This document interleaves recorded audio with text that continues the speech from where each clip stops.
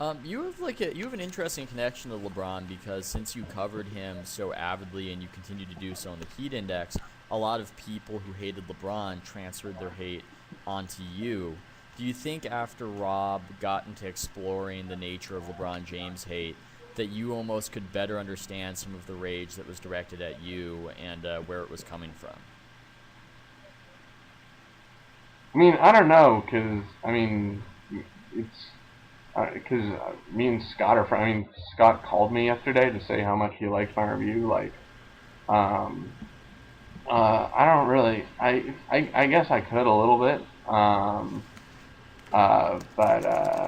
I guess I get some of the transference, and I think it's just a little bit, yeah. Yeah, but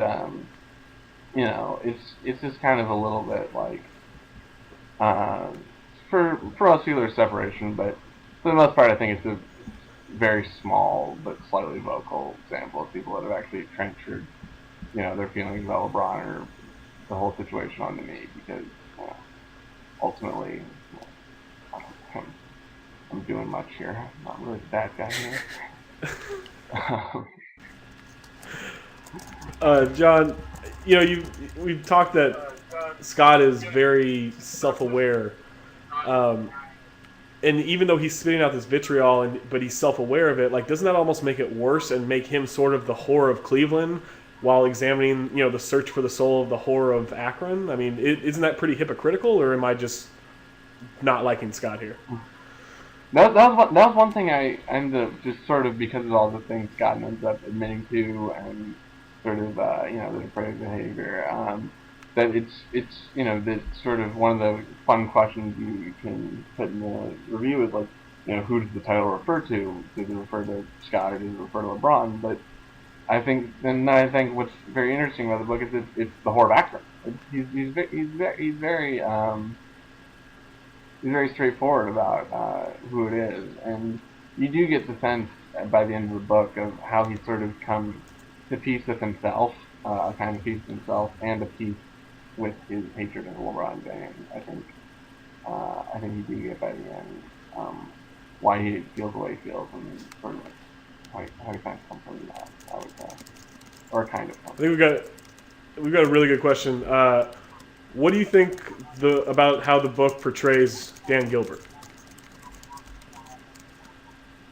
that. I mean, Scott likes Dan Gilbert a lot.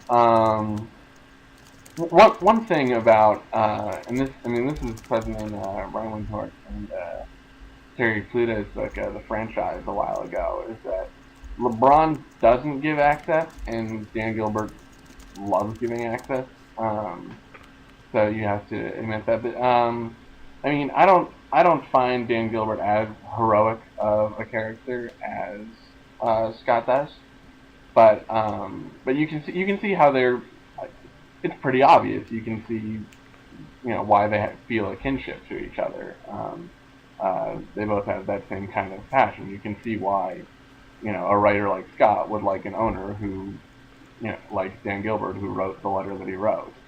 Um, and and and Brian had a great thing after the letter came out. He goes, from knowing what from knowing Dan Gilbert as long as I have, that's probably the second or third draft of that letter. It was probably watered down a little bit from his first draft. So, but by all accounts, Dan Gilbert is, he's not putting on an act. He's that kind of a guy in person. So there's, I think, a realness about him that I think, and obviously a passion to him that I think Scott really respects.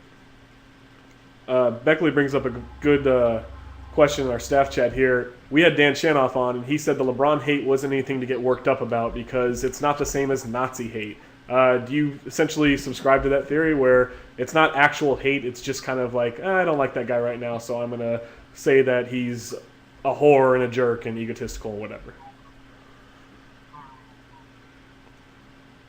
Hmm. Um, I don't think about that. That's kind of the odd thing that you see people on that line between, you know, and I think you see when you go to a lot of stadiums, you know, boo him because he's the bad guy. He's playing the villain. Let's just boo this guy, and we don't really like him. But yeah, I think Scott Zimmerman's got it right there. But I think what you see in Cleveland and Scott, I mean, there is, the fact that it's more than sports. It's more than just a game, especially in cities like Cleveland. And so it does. That sports are so important, and LeBron did commit such a sin against sort of the sports and by proxy the city that that I think a lot of those feelings are sort of real. You know, Probably not at the level of intensity, but yeah, I think it is. There's some real antipathy. Last question before we let you go. Speaking of books, Shaq has a book out. In it, he just released an excerpt talking about how LeBron didn't really listen to Mike Brown when they were in Cleveland together. What do you think about that whole theory? I would say that one thing I will say about LeBron and Mike Brown is that he's such a good defensive player today, and he was not a guy who showed a lot of interest in defense before Mike Brown came along. So I think defensively, I think he listened to him, and I think Mike did get him to buy him, and that was a big thing in getting because where Cleveland went, they essentially went on the strength of their defense. All the success they had was on their defense. And that was something a mentality Mike Brown installed, and a mentality LeBron bought into. So I think LeBron didn't get anything from Mike Brown stuff is a little overstated, but I definitely think there were times where LeBron just try to get the ball. Why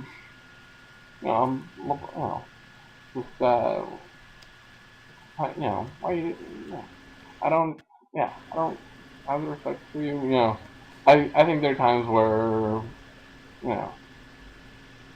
I think you would buy him, but I think there was, if it was ever head to head between Mike Brown and LeBron James, LeBron would win, and Mike Brown knew it, and LeBron knew it. Well, he did win. He got him. I mean, he essentially got him fired. Without even, to get someone fired, you'd have to be like, fire him or I'm going to leave. He said nothing, and they fired him in the hopes that he would stay. Right. Well, I think, if Scott Rabb is going to be accused of being too real, I have the feeling that Shaq's biography or memoir or whatever it's going to be is going to be criticized for being quite the opposite. John, thanks a lot for coming on, man. And everyone check out his review over at Cast the Blog. I would call Shaq's book Shaqurate. Everything. Excellent. Yeah. All right, John. Thanks a lot, man. Take it easy. Thanks, John.